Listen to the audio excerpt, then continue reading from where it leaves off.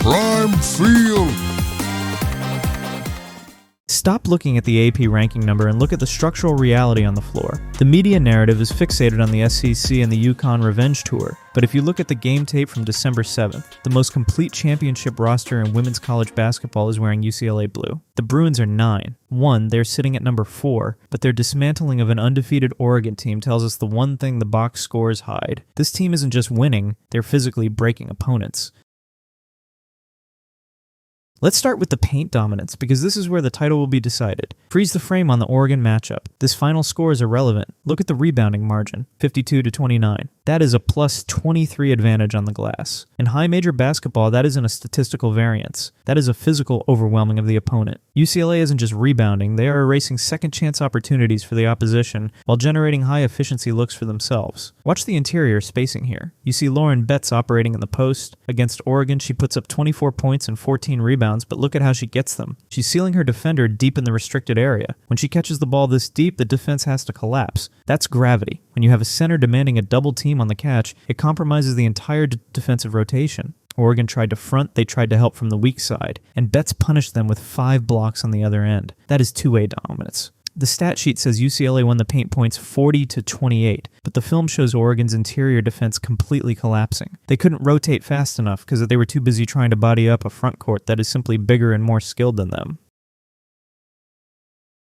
Now look at the perimeter composition. This is where the addition of Gianna Neepkins changes the geometry of the offense. In previous years, you could pack the paint against UCLA. You can't do that now. Watch this set from the second quarter. You have a 10-2 run where Neepkins is spacing the floor. She's a 6, one wing. When you have a shooter that tall, the closeout has to be tighter. That opens up driving lanes for Kiki Rice. Neepkins dropping 17 points isn't just scoring, it's a byproduct of a system that forces you to pick your poison. You either single cover Betts and get destroyed inside, or you help down and leave a 19-point per game scorer open on the wing.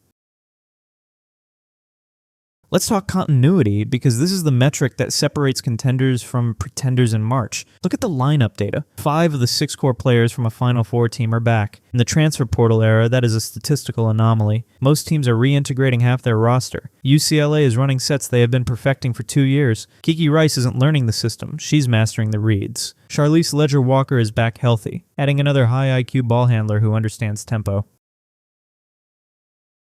This matters when we project the matchups against the other big 3. Compare UCLA's roster construction to UConn. UConn is the number 1 team, but look at their front court depth.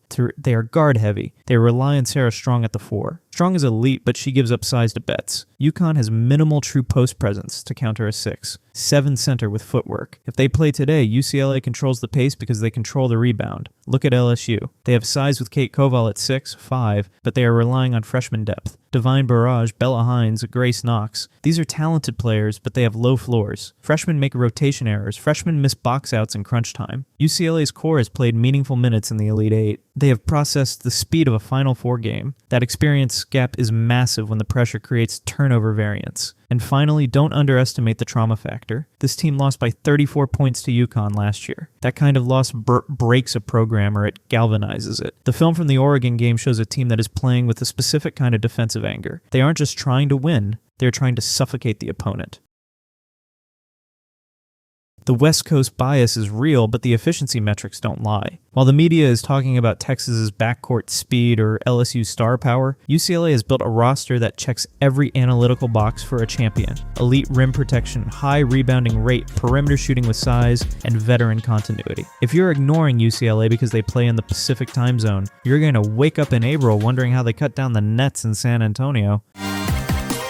Prime Field.